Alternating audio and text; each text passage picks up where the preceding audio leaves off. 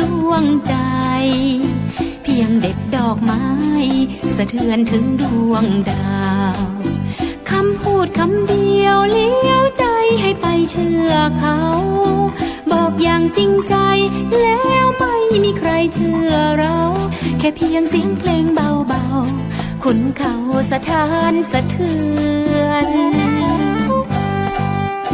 สิ่งที่แน่นอนก็ยังไม่แน่นอนคนที่เดือดร้อนก็ยังยิ้มได้เลยคนสุขสบายไหนทำเป็นบึ้งตึงเฉยคนที่จริงใจไหนจึงไม่ยอมเปิดเผยคนที่บอกว่าคุ้นเคยไม่เอ่ยว่าจะทักทายเป็นความจริงที่มองไม่เห็นยากนักจะเป็นดังเช่นที่วางวาดไว้ร้อยใจร้อยอย่างต่างทางต่างคิดกันไปจึงไม่เข้าใจว่าเด็ดดอกไม้สะเทือนถึงดาวเมฆบดบังเดือนช่วยเตือนให้คิดไตร่ตรองหันกลับมามองพี่น้องรวมชาติกันมาใช่อยู่คนเดียวเลี้ยวไปฟังใครบ้างนะก็แค่ตัวตนใช่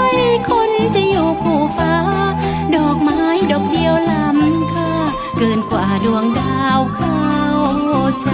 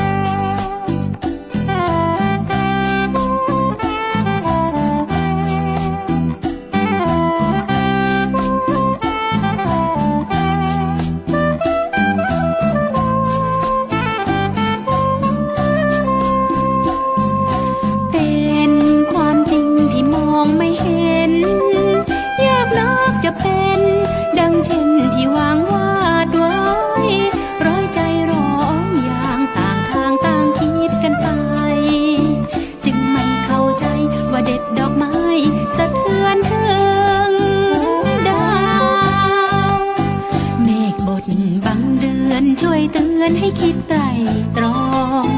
หันกลับมามองพี่น้องรวมชาติกันมาใช่อยู่คนเดียวเลี้ยวไปฟังใครบ้างนะก็แค่ตัวตนใช่คนจะอยู่ผู้ฟ้าดอกไม้ดอกเดียวล้ำค่าเกินกว่าดวงดาวเข้าใจ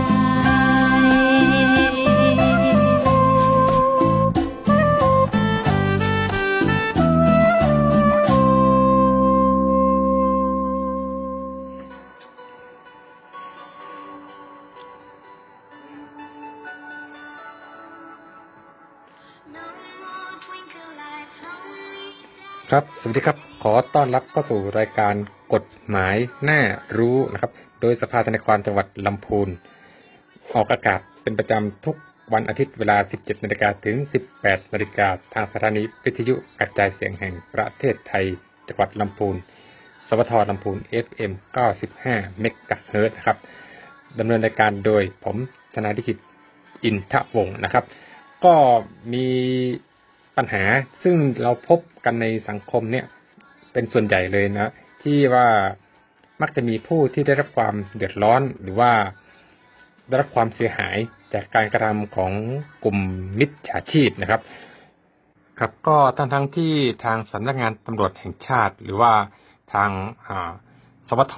ลำพูน FM 95 เองเนี่ยก็ได้ประชาสัมพันธ์อยู่ตลอดและต่อเนื่องอย่างสม่ำเสมอในเรื่องของกลโกงของมิจฉาชีพที่จะมาหลอกเอาเงินเอาทรัพย์สินจากเรานะครับแต่ก็ยังมีผู้ที่ได้รับความเสียหายหรือว่าผู้ที่ถูกหลอกลวงจากกลุ่มมิจฉาชีพอยู่มาโดยตลอดนะครับอาจจะด้วยความที่ไม่ค่อยมีเวลาได้ฟังข่าวสารหรือไม่ได้ติดตามหรือบางทีนะ ก็เคยฟังว่ามันมีกลโกงแบบนี้ แต่มิจฉาชีพเขาก็มีวิธีในการ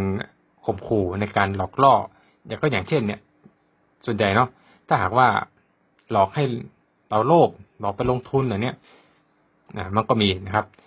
ถ้าหากว่าเราตกอยู่ในความโลภความอยากได้เงินอยากรวยเร็วๆอย่างเงี้ยก็เอาเงินไปให้กลุ่มมิจฉาชีพนะก็ทำให้หมดเนื้อหมดตัวหรือว่าต้องสูญเสียทรัพย์สินหรือเงินที่เก็บสะสมมานะครับแต่อีกวิธีหนึ่งที่กลุ่มมิจฉาชีพมักจะใช้และมักจะได้ผลเพราะว่าเห็นมาแจ้งความที่สถานีตำรวจบ่อยครั้งนะครับเวลาผมไปนักเรียนให้คำปรึกษานะครับก็มักจะเจอผู้เสียหายเนี่ยเข้ามาแจ้งความร้องทุกข์ในเรื่องที่ว่าถูกหลอกให้โอนเงินให้กลุ่มมิจฉาชีพโดยกลุ่มมิจฉาชีพเนี่ยเขาใช้วิธีโทรศัพท์เข้ามานะครับน่าจะได้ข้อมูลมาจากไหนอันนี้เราไม่รู้นะครับหรือว่าอาจจะมีการข้อมูลรั่วไหลด้วยเหตุผลใดอันนี้ตามสื่อตามข่าวที่มีปรากฏเห็นมีการจับผู้กระทำความผิดนะที่ว่าขายข้อมูลให้กับกลุ่มมิจฉาชีพมันก็มีนะในเรื่องของกลลวงหรือว่าเขาเรียกว่าอุบายที่มาใช้หลอกล่อเอาเงินจากประชาชนเนี่ยจะใช้ความกลัวนะครับโดยอ้างมิจฉาชีพเนี่ยจะอ้างตนเองว่าเป็นตำรวจนะแล้วก็โทรเข้ามาใช้ไหมโทรเข้ามาในเท่าที่ทราบนะครับจากผู้ที่ได้รับความเสียหายเนี่ยที่ถูกข่มขู่ถูกมิจฉาชีพข่มขู่เรียกเอาเงินเนี่ยมันใช้วิธีอย่างนี้ครับก็อาจจะโทรเข้ามาตามหมายเลขโทรศัพท์ของเราเนี่ยเนาะโทรเข้ามาแล้วก็อ้างตัวว่าเป็นเจ้าหน้าที่ตำรวจจากสพอนั่นจากสนนั่นจากสำนักงานตำรวจแห่งชาติมั่ง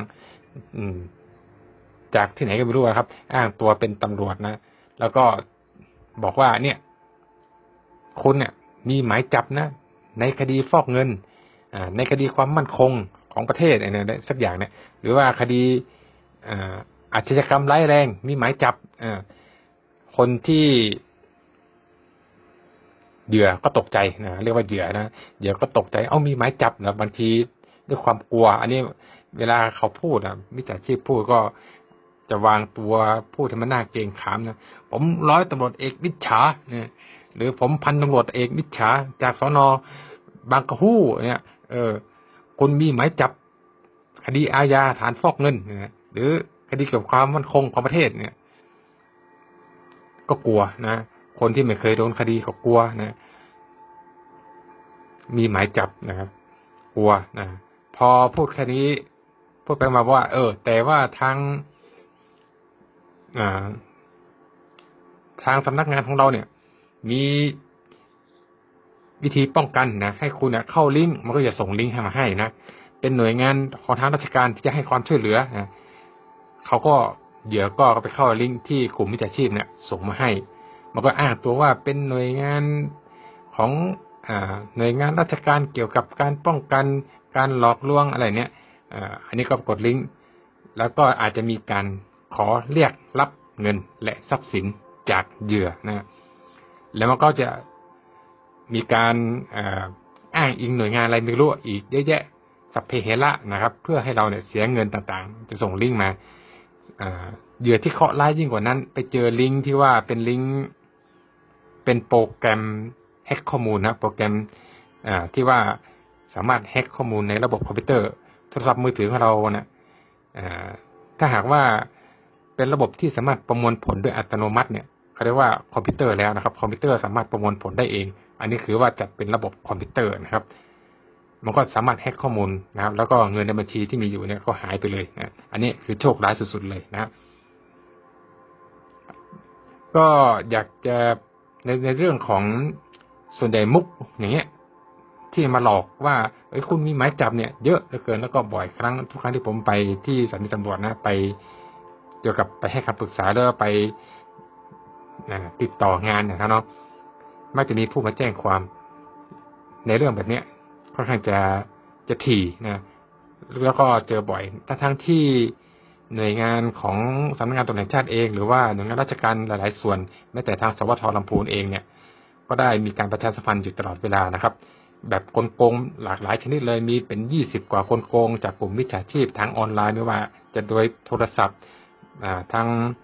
Facebook ทางสื่อออนไลน์ต่างๆเนี่ยมันมีมาตลอดนะครับแต่วิธีที่อ้างเป็นตำรวจแล้วหลอกว่ามีหมายจับเนี่ยค่อนข้างจะได้ผลนะผมเข้าใจ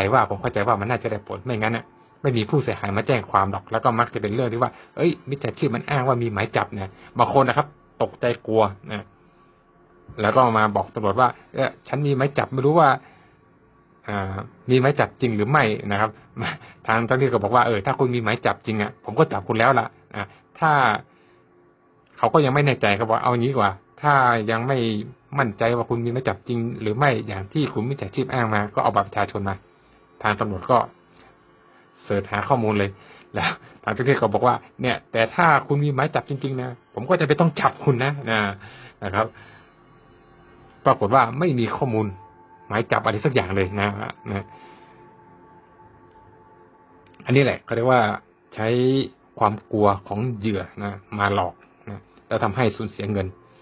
ในรายการกฎหมายน่ารู้ก็อยากจะบอกว่าการในการออกหมายจับเนี่ยมันไม่ใช่ว่าอยากจะออกก็ออกอยากจะจับใครก็ออกหมายจับมันไม่ใช่อย่างนั้นนะครับถ้าหากว่าเป็นคดีอาญาส่วนใหญ่เป็นคดีอาญานะไม่ใช่ว่าออกหมายจับคดีกู้ยืมเงินอย่างนี้ไม่ใช่ละอันนี้มั่วละครับมันยิ่งกว่ามิจฉาชีพอันนี้คือมั่วซั่วแล้วนะครับคดีแพ่งไม่มีการจับกุมมาโดนคดีนั้นสักอย่างไม่ว่าจะผิดสัญญากู้ยืมเงินอะไรเงี้ยไม่มีนะแต่ถ้าหากว่าเป็นคดีอาญาเช่นยักยอกทรัพย์อันเนี้ยถ้ามีหมายเรียกไปแล้วนะสมมตินะครับเขาจะมีการแจ้งความก่อนแล้วก็ทางเจ้าหน้าที่ตำรวจเนี่ยอาจจะโทรศัพท์มาหาเรานะครับกรณีที่มีผู้กล่าวหาว่าเรากระทำความผิดเนี่ยเพื่อให้เราไปชี้แจงนะอาจจะโทรนัดที่สถานีตำรวจส่วนใหญ่ก็โทรนัดที่สถานีตำรวจแหละคงไม่ไปโทรนัดที่อื่นนะแล้วเขาก็จะแจ้งชื่อนามสกุลตำแหน่งยศนะครับแล้วก็ให้ไปพบวันเวลาใดที่สถานีตำรวจที่ไหนยังไงนะครับในท้องที่ที่เกิดเหตุนะครับเพื่อมาตกลงกับผู้เสียหายกับผู้กล่าวหาหรือว่ามีการขอสอบข้อเท็จจริงอาจจะมีการโทรมาสอบถามแต่ไม่มีการมาบอกคุณมีหมายจับนะอยู่มีหมายจับโผล่ออกมาเนี่ยมันค่อนข้างจะยากแล้วก็เป็นไปได้ยากส่วนใหญ่ก็จะโทรมาให้มาพูดคุยให้มาตกลงกันก่อนอะไรเงี้ยนะและนะครับหากว่าทางเจ้าหน้าที่เขาเห็นว่าเนี่ยมีพฤติการที่ของเราเนี่ยมีพฤติการแห่งการกระทำความผิดนะมีหลักฐานพอสมควรว่าเราเป็นผู้กระทำความผิดนะเขาก็จะออกหมายเรียกก่อนนะครับออกหมายเรียกส่งหมายเรียกนี้จะส่งไปตามภูมิลำเนาที่ปรากฏอยู่ตามทะเบียนบ้านนะครับตามทะเบียนบ้านก่อนนี้นะครับว่าตามทะเบียนบ้านหรือที่ทางผู้เสียหายอ้างว่าหรือว่าพบเห็นเราอยู่ตรงไหนนะครับก็อาจจะขอให้เจ้าหน้าที่ส่งที่นั้นด้วยนะครับ2 แห่งตามทะเบียนบ้านแล้วก็ที่พบเห็นที่เราอยู่เป็นประจำนะที่ผู้เสียหายเขาทราบแล้วเขาก็บอกว่าเนี่ยจริงๆเขาก็ยังทำงานอยู่ตรงเนี้ยมาทำงานที่นี่ประจำเลยอาจจะส่งตรงนี้นะแต่แท้จริงแล้วเป็นที่ทำงานมันก็ส่วนใหญ่ไม่ค่อยส่งที่ทำงานนะส่งที่บ้านนะส่งที่พักที่อาศัยนะเนาะครั้งแรกไม่มาเขาจะออกหมายเรียกอีกฉบับหนึ่งเป็นครั้งที่2นะครับอันเนี้ยในการออกหมายเรียกไปแล้วเนี่ยถ้าไม่ไปตามหมายนัดหรือเราเนี่ยไม่ได้ติดต่อเจ้าหน้าที่นะครับว่าไม่สะดวกยังไงขอเลื่อนนัดยังไงเนี่ยไม่ได้ติดต่อไม่ไปตามหมายนัดเนี่ยเขาก็จะออกหมายจับนะถึงจะออกหมายจับนะครับในการออกหมายจับนะครับถ้าหากว่า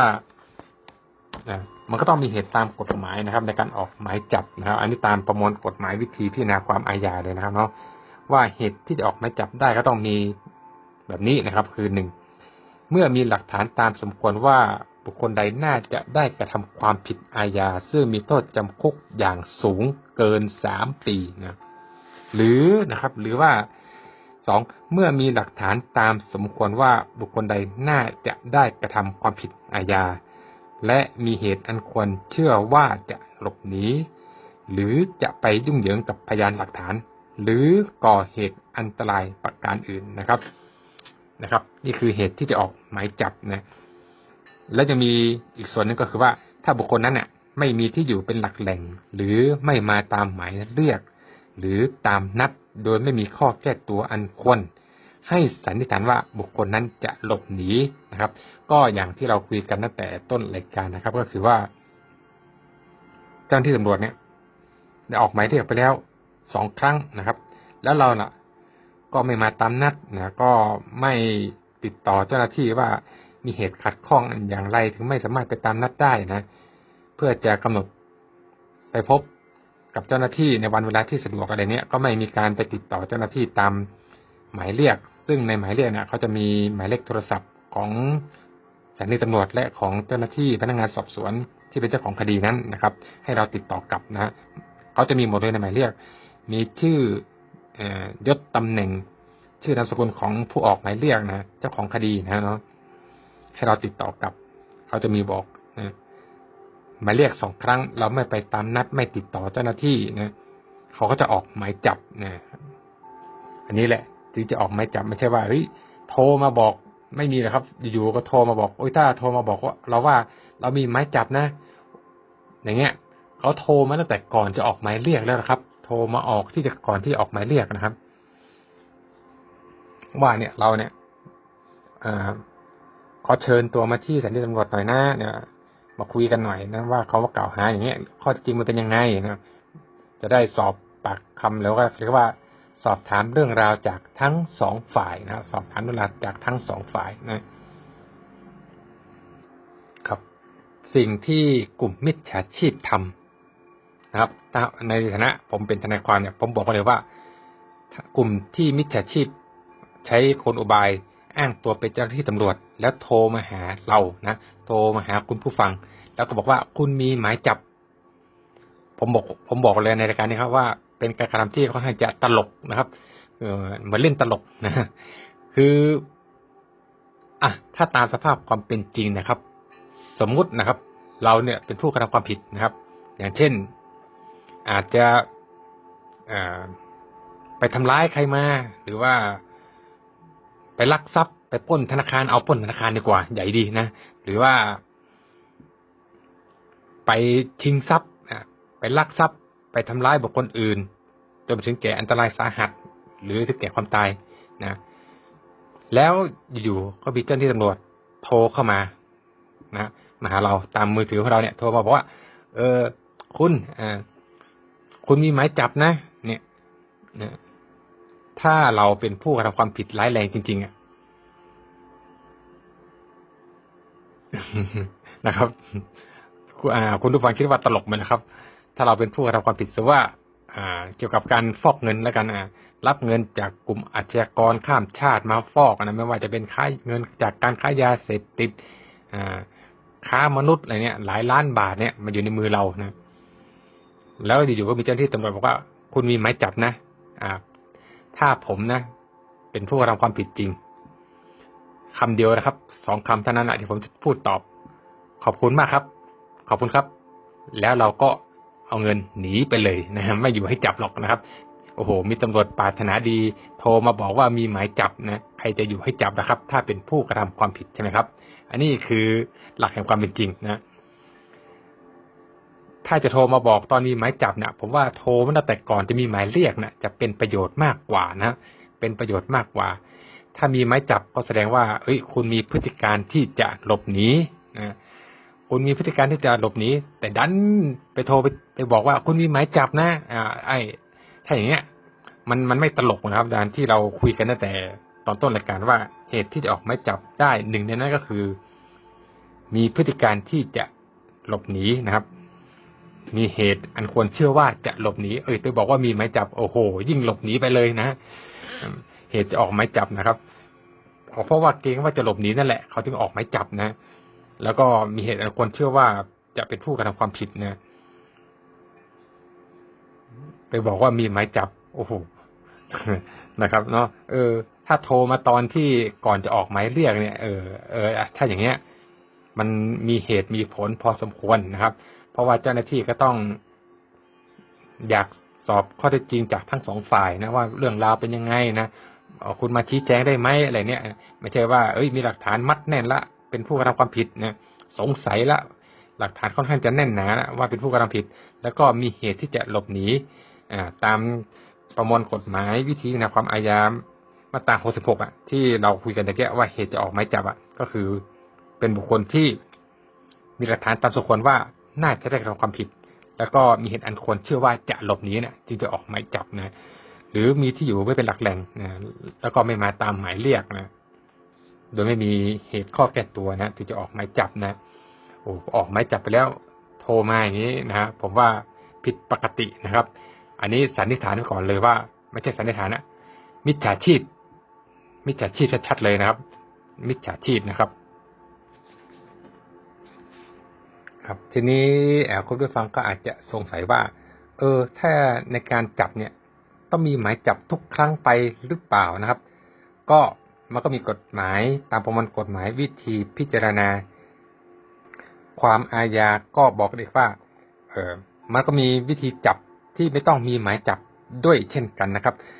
ไม่ใช่ว่าต้องมีหมายจับทุกกรณีแต่ถ้าหากว่าเป็นกรณีแบบนี้นะครับตามประมวลกฎหมายวิธีพิจารณาความอาญาในมาตรา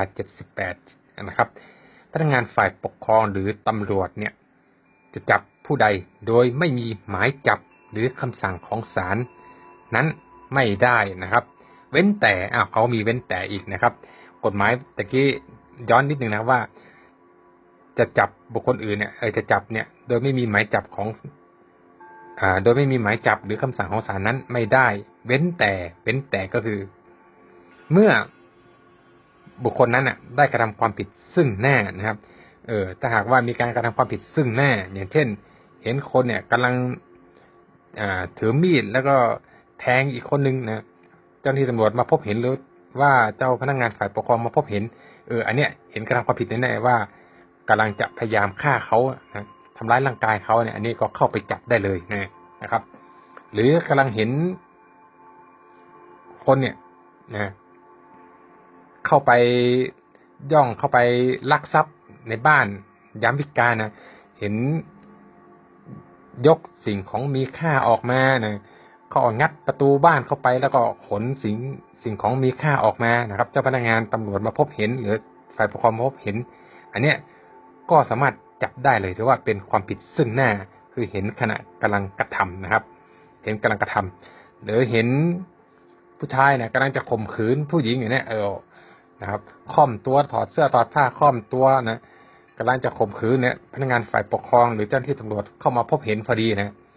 ก็เข้าไปช่วยแล้วก็จับนะอันเนี้ยเป็นความผิดซึ่งหน้าก็จับได้นะครับอีกอย่างหนึ่งนะครับไอ้ตะกี้หนึ่งนะคือ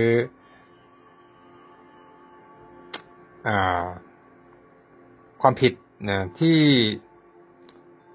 ไม่ต้องมีหมายจับหรือว่าคำสั่งของศาลอีกอันหนึ่งก็คือ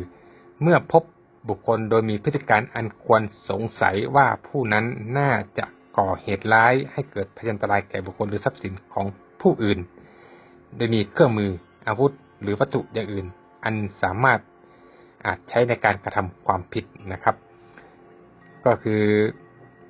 อย่างเช่นได้ยินเสียงปืนนะแล้วก็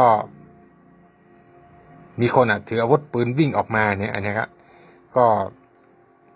หรือว่าถือปืนเข้าไปในห้างสรรพสินค้านะหรือถือวัตถุระเบิดเนี่ยนะเข้าไปในเขตชุมชนเนี่ยอันเนี้ยก็มีพฤติการอันควรสงสัยว่าน่าจะก่อเหตุร้ายหรือว่าสร้างอันตรายให้กับบุคคลหรือว่าทรัพย์สินนะครับโดยมีอาวุธนะหรือวัตถุอย่างอื่นที่สามารถใช้ในการกระทำความผิดอันนี้เขาเรียกว่าสามารถจับได้โดยไม่ต้องมีหมายจับนะครับแล้วก็อีกอย่างหนึ่งก็คือเมื่อมีเหตุที่จะออกหมายจับบุคคลนั้นนะครับตามมาตรา66นะครับอนุมาตราวงเล็บ2นะครับก็คือมีเหตุอันควรสงสัยว่าจะหลบหนีนะครับหรือจะไปยุ่งเหยิงกับพยานหลักฐานหรือว่าจะไปก่อเหตุอันตรายประการอื่นนะครับซึ่งเป็นเหตุที่จะสามารถออกหมายจับนะครับแต่ว่ามีความจำเป็นเร่งด่วนไม่สามารถไป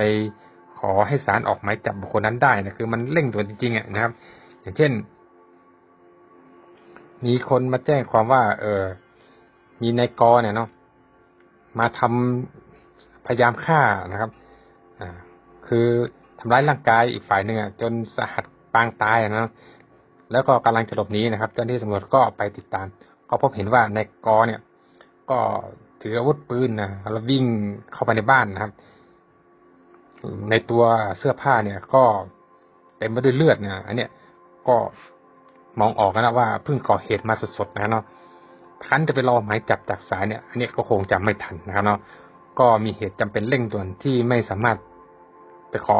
ออกหมายจับบุคคลนั้นได้ทันนะถ้ามัวรอออกหมายจับจากศาลบดีอาจจะหลบหนีไปแล้วนะก็ต้อง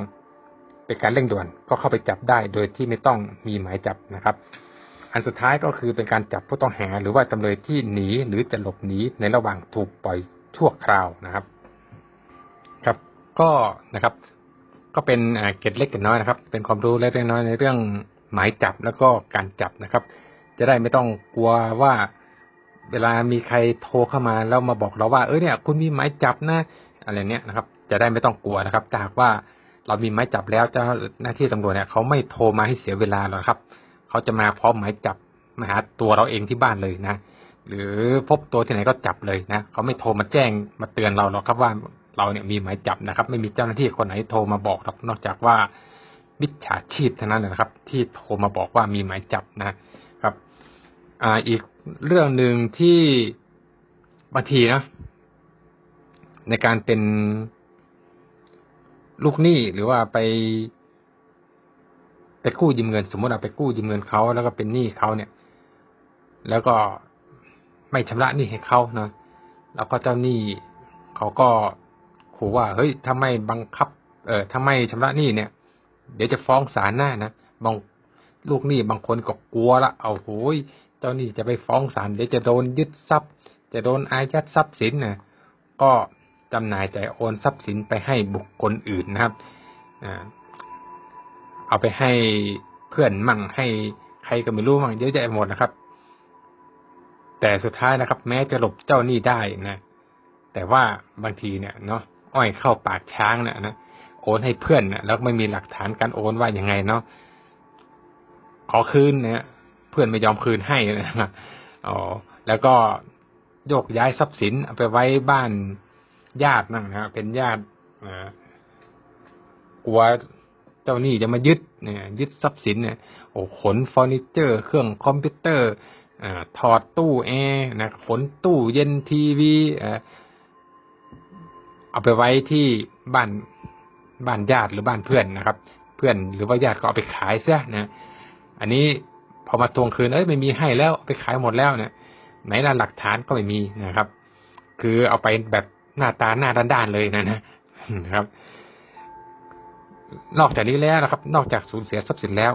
ก็ยังเสี่ยงที่จะถูกเจ้าหนี้เนี่ยฟ้องในข้อหาโกงเจ้าหนี้เป็นคดีอาญาติดคุกอีกต่างหากนะเสียเงินเสียทรัพย์สินไปแล้วเพราะว่าโอนให้บุคคลอื่นก็เอาไปเป็นของตนเองนะอ้อยเข้าปากช้างแล้วไม่คืนให้ละนะแต่ยังโดนเจ้าหนี้ฟ้องเป็นคดีอาญาในข้อหาโกงเจ้าหนี้ทำให้ต้องติดคุกติดตารางและต้องเสียค่าปรับอีกนะครับก็ตามประมวลกฎหมายอาญามาตรา350นะว่าผู้ใดเนี่ยเพื่อมิให้เจ้าหนี้ของตนหรือของผู้อื่นได้รับชำระหนี้ทั้งหมดหรือแต่บางส่วนซึ่งได้ใช้หรือจะใช้สิทธิ์เรียกร้องทางศาลให้ชำระหนี้ย้ายไปเสียซ่อนเร้นหรือโอนไปให้แก่ผู้อื่นซึ่งทรัพย์ใดก็ดีแกล้งให้ตนเองเป็นหนี้จำนวนใดอันไม่เป็นความจริงก็ดีต้องระวังโทษจำคุกไม่เกิน2 ปีปรับไม่เกิน 40,000 บาทหรือทั้งจำทั้งปรับนะครับก็สรุปตามกฎหมายนี้ก็คือว่าในความผิดฐานโกงเจ้าหนี้เนี่ยเนาะกรณีที่ลูกหนี้เนี่ยย้ายหรือว่าโอนทรัพย์ไปให้คนอื่นซ่อนทรัพย์สินของตนซ่อนทรัพย์เนาะของตนเองเนี่ยไปให้บุคคลอื่นนะครับโดยที่ไม่ให้เจ้าหนี้รู้ว่าทรัพย์นั้นอยู่ที่ไหนหรือว่าแจ้งให้ตนเองเป็นหนี้ทั้งที่ไม่เป็นความจริงนะเพื่อไม่ให้เจ้าหนี้ของตัวเองหรือว่าเจ้าหนี้ของคนอื่นได้รับชำระหนี้ทั้งหมดหรือบางส่วนในขณะที่เจ้าหนี้กำลังใช้หรือจะใช้สิทธิ์เรียกร้องทางศาลให้ลูกหนี้ชำระหนี้นะครับ โดยที่ผู้กระทำความผิดในข้อหานี้จะต้องรับโทษจำคุกไม่เกิน2 ปีปรับไม่เกิน 40,000 บาทหรือทั้งจำทั้งปรับนะครับก็ยกตัวอย่างก็อย่างเช่นยกตัวอย่างนะครับเนาะสมมุติชื่อนะครับสมมุติชื่อก็แล้วว่านายสูญเสียนะครับนายสูญเสียเนี่ยก็เป็นหนี้กู้ยืมเงินจากนายมากมีนะครับจำนวนเท่าไหร่ดีจำนวน1 ล้านบาทนะครับเนาะนายสูญเสียเนี่ยไปกู้ยืมเงินจากนายมากมีจำนวน1 ล้านบาทนะครับและก็มีการทำสัญญากู้ยืมเงินไว้เป็นหลักฐานนะครับเนาะกำหนดวันเวลาชำระหนี้ให้ครบถ้วนในสัญญาเรียบร้อยแต่เมื่อครบกำหนดแล้วเนี่ยนายสูญเสียก็ไม่นำเงินไปชำระคืนให้กับนายมากมีนะฮะนายมากมีจะทวงถามยังไงนะนายสูญเสียเนี่ยก็บ่ายเบี่ยงแล้วก็ปฏิเสธที่จะชำระหนี้นะครับก็ทำให้นายมากมีเนี่ยต้องมาใช้บริการของทนายลิขิตนะก็ทนายลิขิตก็ส่งหนังสือบอกกล่าวทวงถามให้กับนายสูญเสียเนี่ยให้นำเงินจำนวน1 ล้านบาทที่ยืมนายมากมีไปเนี่ยเอามาคืนภายใน7 วันนับแต่วันที่นายสูญเสียได้รับหนังสือบอกกล่าวทวงถามฉบับนี้จากสำนักงานทนายลิขิตนะครับนายสูญเสียได้รับหนังสือบอกกล่าวทวงถามแล้วนะครับครบกำหนดระยะเวลา7 วันที่ได้รับหนังสือบอกกล่าวทวงถามก็ไม่ติดต่อไม่ดำเนินการใดอันเป็นการแสดงความรับผิดชอบในหนี้1 ล้านบาทกับนายมากมีแต่อย่างใดแถมยังไม่นำเงินจำนวน1 ล้านบาทมาคืนให้กับนายมากมีอีกนะครับนอกจากนี้แล้วนะครับก่อนที่จะมีการยื่นฟ้องจากสำนักงานทนายลิขิตนะครับฟ้องต่อศาลนะครับในฐานะในเรื่องผิดสัญญากู้ยืมเงินนะครับนายสูญเสียเนี่ยก็ได้ทำการนะครับโอนที่ดินนะครับเอาไปโอนที่ดินให้น้องสาวของตัวเองนะโอนที่ดินให้น้องตัวเองนะโอนที่ดินให้น้องตัวเองนะครับแล้วก็โอนเงินเกือบทั้งหมดเนี่ยเอาไปให้ใครดีเอาไปให้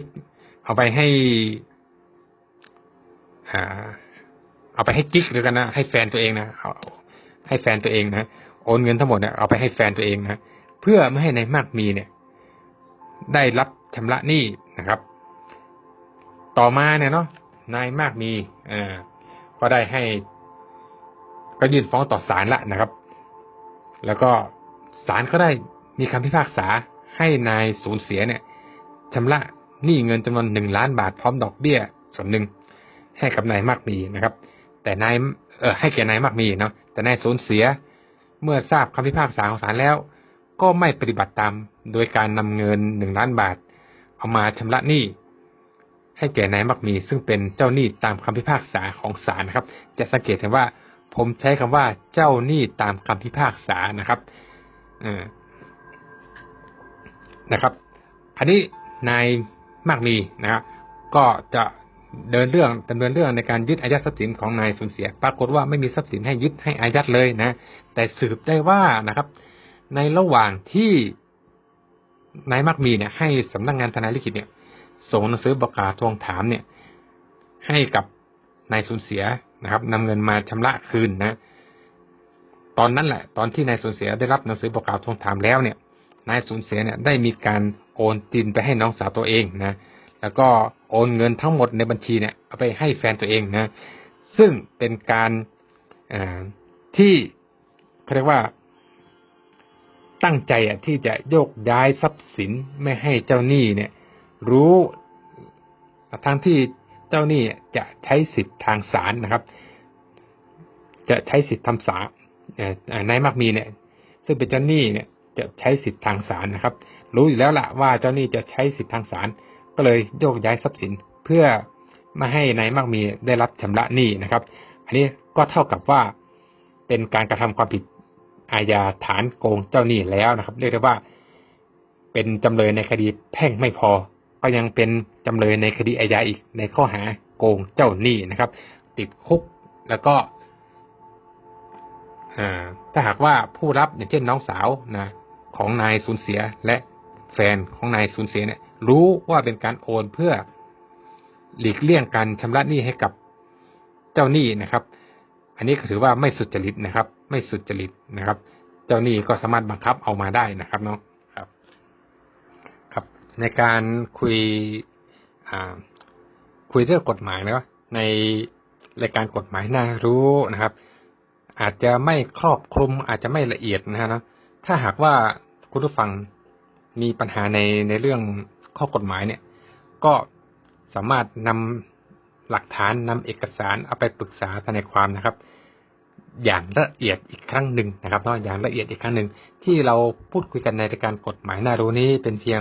คร่าวๆนะครับเป็นเพียงกว้างๆไม่ละเอียดเจาะลึกนะครับบางครั้งเนี่ยปัญหาของแต่ละคนเนี่ยลักษณะคล้ายคลึงกันแต่ว่ารายละเอียดเนี่ยจะไม่เหมือนกันนะครับดังนั้นควรไปปรึกษาทนายความนะฮะในเรื่องกฎหมายที่เรากำลังประสบอยู่นะครับน่าจะได้ความอย่างละเอียดมากกว่านี้นะครับเนาะครับก็ถ้าหากว่าไม่รู้จะไปปรึกษาใครไม่รู้จักทนายความท่านใดในจังหวัดลำพูนหรือในจังหวัดใกล้เคียงนะครับหรือว่าไม่แน่ใจว่าปัญหาของเราเนี่ยมันหนักมากน้อยแค่ไหนนะครับหรือว่าไม่แน่ใจว่าจะต้องเสียค่าทนายความเยอะหรือเปล่ายังไงนะครับ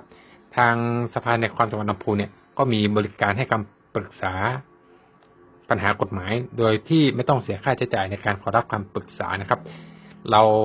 ทางสภาทนายความจังหวัดลำพูนเนี่ยได้จัดทนายความอาสาประจำส่วนราชการคอยให้คำปรึกษาแก่ประชาชนที่มีปัญหาทางด้านกฎหมายนะครับ3 แห่งด้วยกันในจังหวัดลำพูนแห่งแรกก็คือที่ศาลจังหวัดลำพูนจะมีทนายความอาสาให้คำปรึกษาทุกวันจันทร์วันพุธและวันศุกร์นะครับในเวลาราชการอีก2 แห่งก็ที่สถานีตำรวจภูธรเมืองลำพูนอำเภอต้นทงตำบลต้นทงนะครับอำเภอเมืองจังหวัดลำพูนอีกแห่งหนึ่งก็ที่สถานีตำรวจภูธรนิคมอุตสาหกรรมตำบลบ้านกลางอำเภอเมืองจังหวัดลำพูนนะครับก็ที่สถานีตำรวจสพเมืองลำพูนและที่สพนิคมจังหวัดลำพูนเนี่ยจะมีทนายความอาสาให้คำปรึกษาทุกวันไม่เว้นวันหยุดราชการเสาร์อาทิตย์ก็ยังมีทนายความอาสาคอยให้บริการอยู่นะครับตั้งแต่ 8 โมงเช้าถึง 4 โมงเย็นนะครับสะดวกที่ไหนใกล้ที่ใดก็ไปที่นั่นนะครับครับก็เป็นรายการกฎหมายน่ารู้นะครับนอกจากให้สาระความรู้ในเรื่องของกฎหมายแล้วเราก็จะคอยชี้ช่อง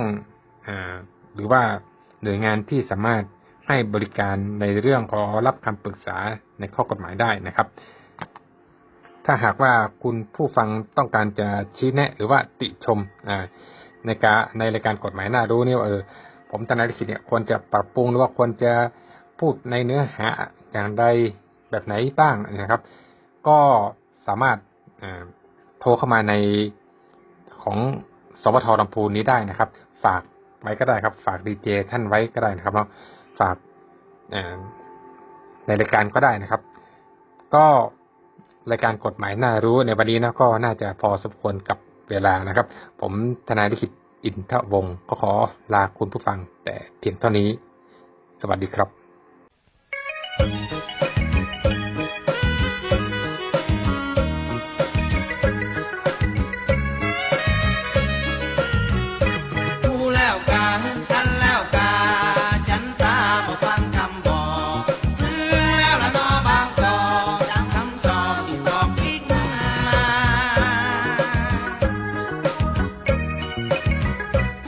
กำเปิ้นเราถึงมาเอาใจใส่ปีนจะได้ลึกแต่